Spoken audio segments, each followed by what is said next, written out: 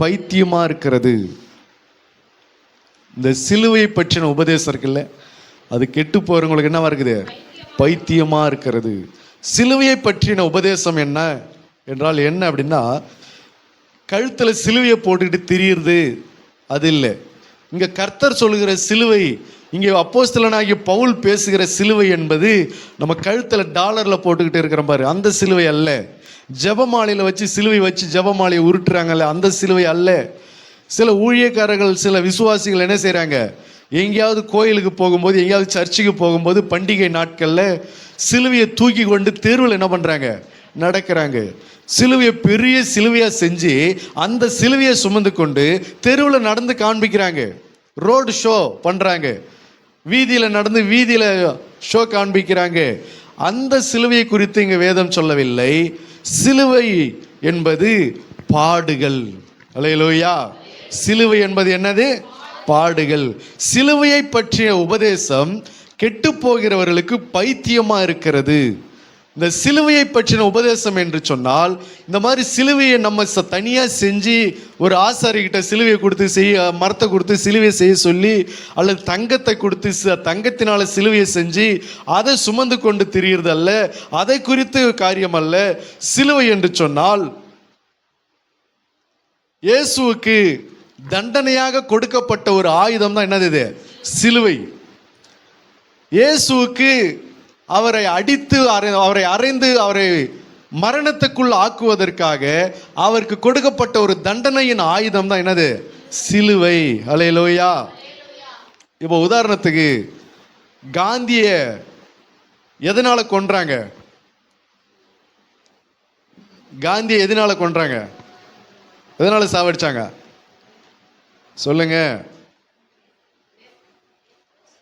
எந்த ஆயுதத்தினால கொன்றாங்க? அதுக்கு தாவீது இது சாரி காந்தியடிகளை துப்பாக்கியை வச்சு என்ன செஞ்சாங்க? காந்தியை கொன்றாங்க இல்லையா? அப்ப காந்தி மேல உள்ள பக்தர்கள் எல்லாரும் துப்பாக்கி வச்சு அலையறாங்க. சொல்லுங்க. எங்க காந்தியடிகளை, எங்கள் தேச பிதாவாகிய காந்தியடிகளை எதிரிகள் துப்பாக்கியை வச்சு என்ன செஞ்சாங்க? சுட்டு கொன்றாங்க. அதனால எங்க காந்தியடிகளுக்கு அடையாளமா எங்க கழுத்துல எல்லாரும் நாங்க துப்பாக்கி மாட்டின்னு திரியிறோம் அப்படின்னு இருக்கா? அப்படி யாராவது செய்யறத பாத்துக்கிறோமா? சொல்லுங்க. இல்லை. அல்லேலூயா. அல்லது துப்பாக்கியை வச்சு வணங்குறத பாத்துக்கிறீங்களா? காந்தியடிகளை துப்பாக்கியை வச்சுதான் கோட்ஸை கொன்றான். அதனால துப்பாக்கியை நம்ம என்ன செய்யணும்? புனிதமா வச்சு வணங்கணும் அப்படின்னு சொல்லி துப்பாக்கிய யாராவது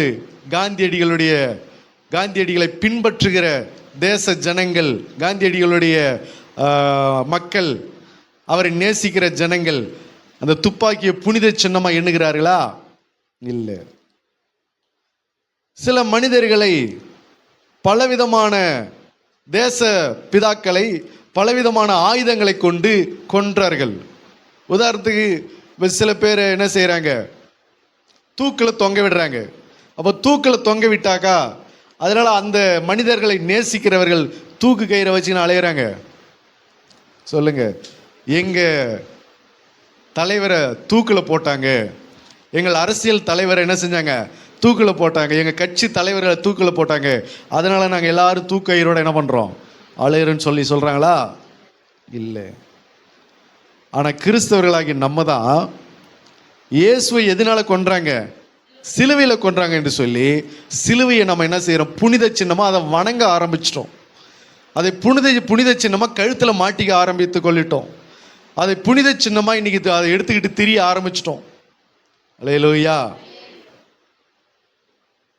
கிறிஸ்தவர்கள் சிலுவையை என்ன செய்யக்கூடாது? வணங்கக்கூடாது. சிலுவையை கழுத்தில் மாட்டிக்கிட்டு திரியக்கூடாது. கிறிஸ்தவர்கள் இன்னைக்கு நிறைய பேர் ஜெபிக்கும் போது என்ன செய்கிறாங்க? சிலுவை போடுறாங்க. எண்ணெயை ஜெபம் பண்ணி கொடுத்தா சிலுவை போடுறாங்க. தண்ணீரை ஜெபம் பண்ணி கொடுத்தா சிலுவை போடுறாங்க. குழந்தைக்கு ஜெபம் பண்ணால் சிலுவை போடுறாங்க. வியாதிஸ்தர்களுக்கு ஜெபம் பண்ணால் சிலுவை போடுறாங்க. வேதத்தில் சொல்லப்படாத ஒரு முறைமைகள், வேதம் அதை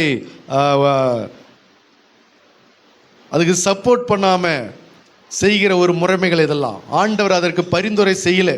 கர்த்தர் அதை நமக்கு இதை செய்யுங்க என்று சொல்லி நமக்கு ஒரு வாக்கு அருளலை. ஆனால் அந்த சிலுவையில் அவர் மரித்தார் என்ற ஒரு காரணத்திற்காக சிலுவை என்ன செய்கிறோம், அடையாளமாக வச்சுக்கிட்டு இன்னைக்கு நம்ம கிறிஸ்தவர்கள் நிறைய காரியங்களை செய்து கொண்டிருக்கிறதை பார்க்கிறோம். அல்லேலூயா.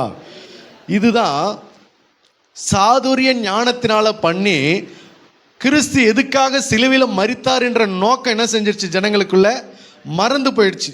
இயேசு எதுக்காக சிலுவையில் மரித்தார் என்ற நோக்கம் மறந்து இன்னைக்கு அதனுடைய டாபிக் வேற மாதிரி ஜனங்களுக்குள்ள அது பரவி விட்டது. அதுதான் சொல்றாரு, சாதுரிய ஞானம் இல்லாமல் பிரசங்கிக்கவே என்னை அனுப்பினார், காரணம் கிறிஸ்துவின் சிலுவை வீணாய் போகாதபடிக்கு. ஹல்லேலூயா. ஆகவே சிலுவையை பற்றிய உபதேசம் கெட்டு போகிறவர்களுக்கு பைத்தியமா இருக்கிற. இரண்டாவது காரியம் என்ன சொல்றாருன்னா, இந்த சிலுவையை பற்றின உபதேசம் யூதர்களுக்குள்ள, இஸ்ரவேல் ஜனங்களுக்குள்ள இயேசு சிலுவையில மரித்தார் என்ற அந்த உபதேசம் அது அவங்களுக்கெல்லாம் என்னவா இருக்குதா, பைத்தியமா இருக்கிறத. ஏன் அப்படின்னா, கிறிஸ்து மரிப்பதில்லை